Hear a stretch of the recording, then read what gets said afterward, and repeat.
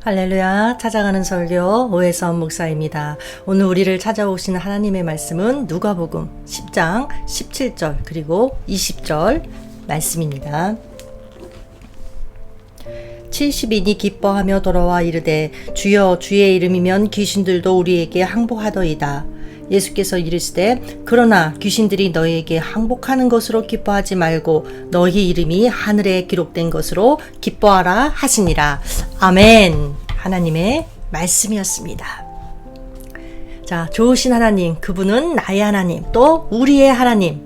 여러분들 아멘이세요? 하나님은 하나님의 자녀를 다루실 때 주로 두 가지 방법을 사용하신다고 해요. 하나는 우리의 요구를 들어주시는 방법이에요. 우리가 기도하는 대로 다 들어주시고 우리가 필요한 것마다 채워주시고 우리가 원하는 것을 모두 주시는 거예요. 또 다른 하나는 우리가 원하는 것을 들어주시지 않는 것입니다. 우리의 요구를 들어주는 대신에 우리가 더욱 가치 있고 차원 높은 것에 눈을 돌리도록 만드시는 거죠. 그래서 혹시 예수님 믿는 것을 우리의 욕구를 충족시키는 그런 수단쯤으로 생각하고 있다면, 그렇다면 하나님의 뜻을 근본적으로 잘못 이해하고 있는 것입니다. 우리가 믿음으로 기도하고 간구하면 무엇이든지 100% 다 응답이다. 그것이 신앙의 절정이다. 라고 생각한다면 크나큰 오해이죠.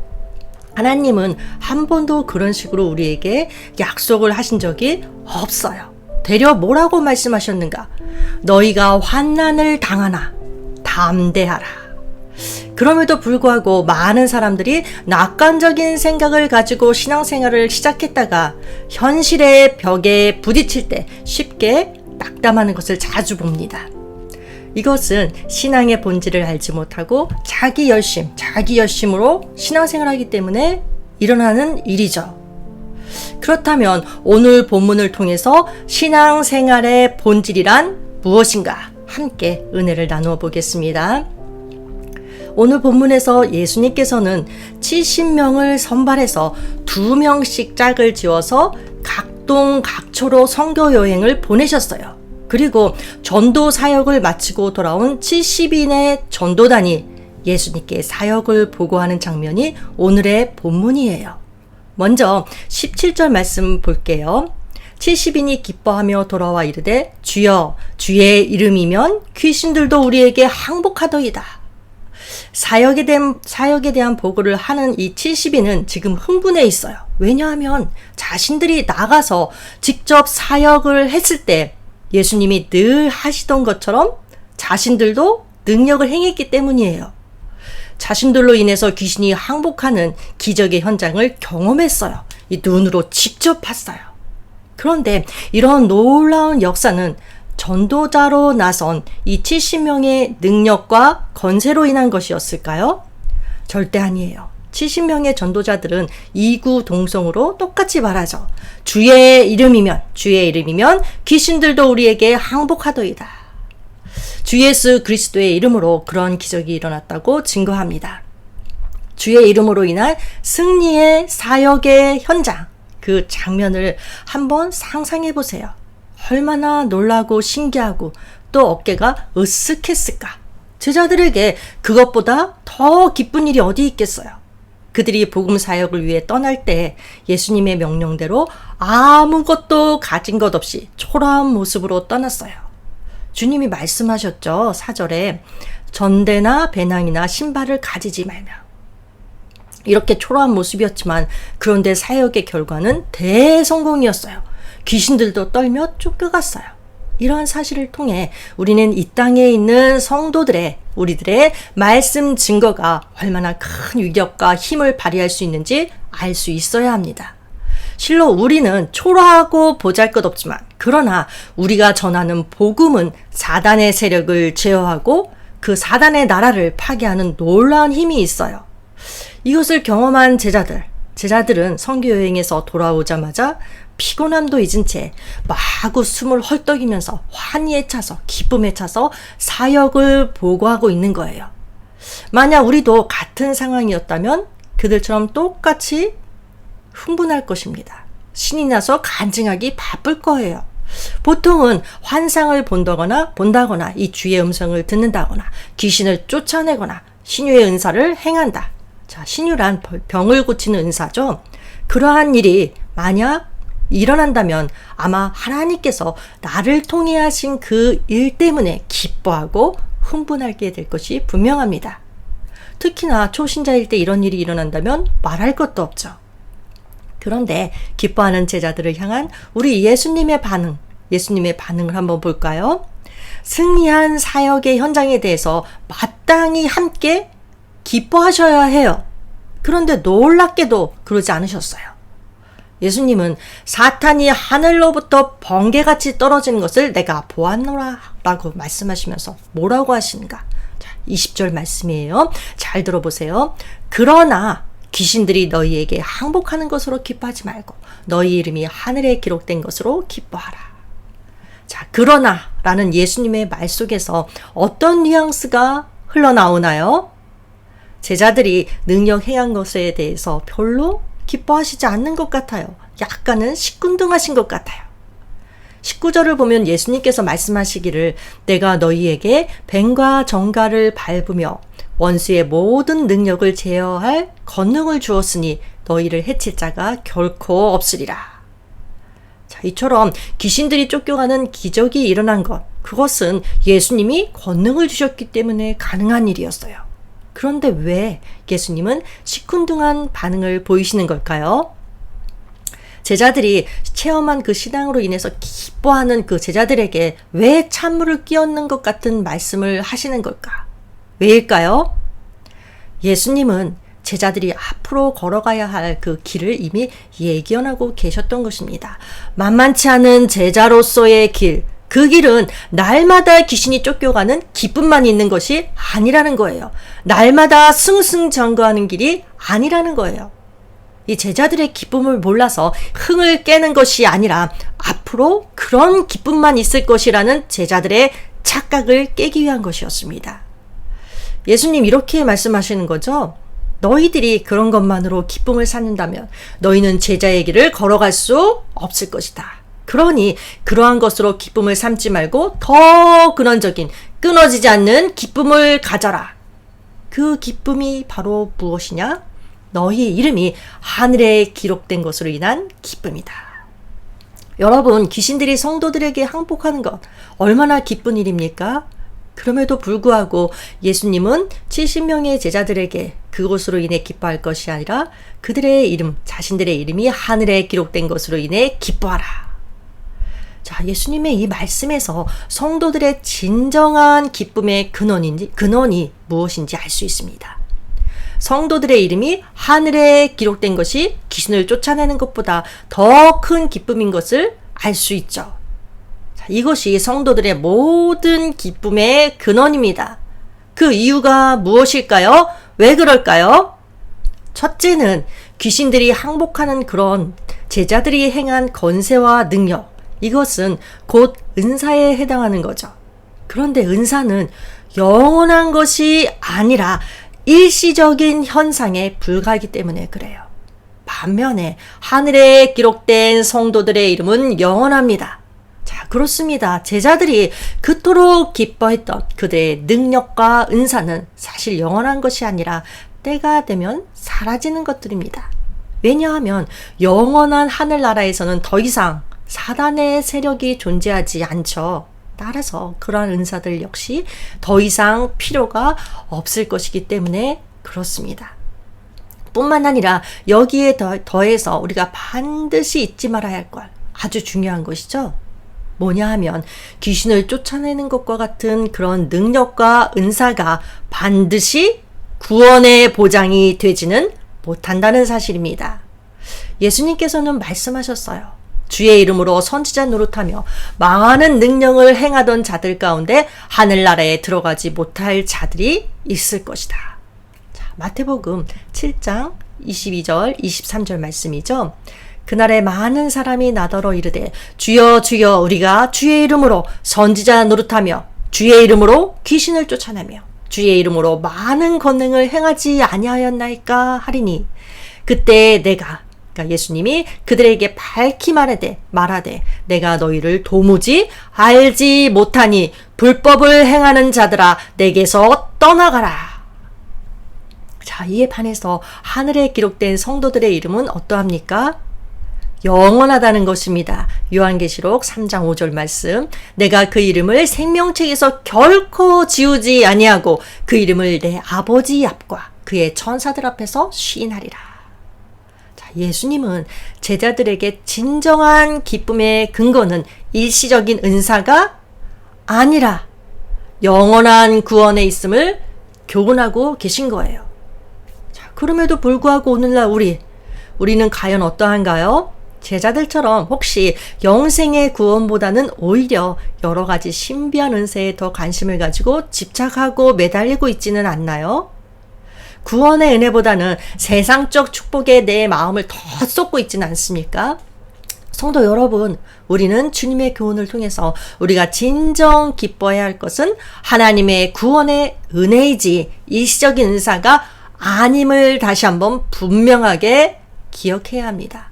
아마도 성경 속에서 오늘 본문이 말하는 진정한 그 기쁨을 아는 사람을 꼽으라면 누가 있을까요? 하박국일 것입니다. 그는 고백했습니다.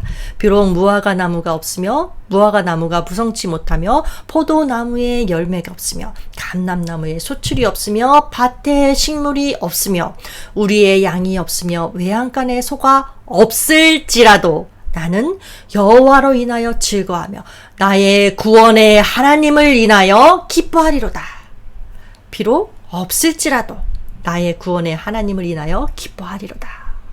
자, 또 다니엘의 세 친구들 뭐라고 고백했나요? 그리 아니하실지라도, 다시 말하면 내가 원한 대로 안 해주실지라도 나는 구원의 하나님으로 인해 기뻐하리라, 즐거워하리라. 그리스도인이란 상황이 어떠하든지 나에게 구원을 주신 구원의 하나님만으로도 충분히 기뻐할 수 있는 존재라는 거예요. 그런데 지금 제자들의 기쁨, 어떤 기쁨인가요? 무화과 나무가 무성할 때에만 가질 수 있는 기쁨입니다. 주님은 바로 그것을 염려하시고 제자들에게 경고하시는 거예요. 물론 영적 체험은 우리의 믿음을 더 견고해 주는 것이 사실이죠. 많은 믿는 사람들이 믿는다고는 하지만 체험이 없어서 고민하는 사람들이 의외로 생각보다 많아요. 그러나 기억해야 할 것, 그 체험이 우리 신앙의 본질은 아니라는 것입니다. 따라서 주님은 우리가 체험 중심의 신앙이 되기보다는 말씀 중심의 신앙이 되기를 원하세요.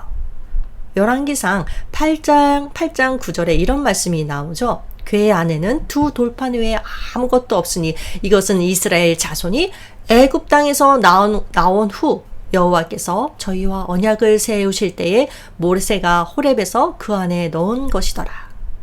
자, 원래 언약궤 안에는 만나와 아론의 쌍난 지팡이와 그리고 하나님의 십계명을 적은 두 돌판, 이렇게 세 가지가 들어 있었어요. 그런데 솔로몬 성전에 안치한 그 언약궤에는 두 돌판 외에 아무것도 없다고 해요. 어떻게 된 걸까요? 만나와 지팡이가 의미하는 것은 신앙적인 체험입니다. 아론의 쌍난 지팡이, 이것은 하나님께서 아론을 하나님의 제사장으로 세우셨음을 알리는 이적의 증표였습니다. 만나는 어떤가요? 하나님께서 광야를 통과하는 이스라엘 백성들에게 먹게 한 양식입니다. 이 둘 다 하나님께서 그들의 생활 가운데 베풀어 주신 이적의 증표입니다. 그런데 이것이 언약궤 안에 들어갔다 나중에 사라져 버렸어요. 이것이 주는 메시지는 하나님은 처음에는 이적적인 방법으로 역사하지만 종국에는 말씀 중심으로 역사하신다는 것입니다. 자, 출애굽한 이스라엘 백성들도 보세요.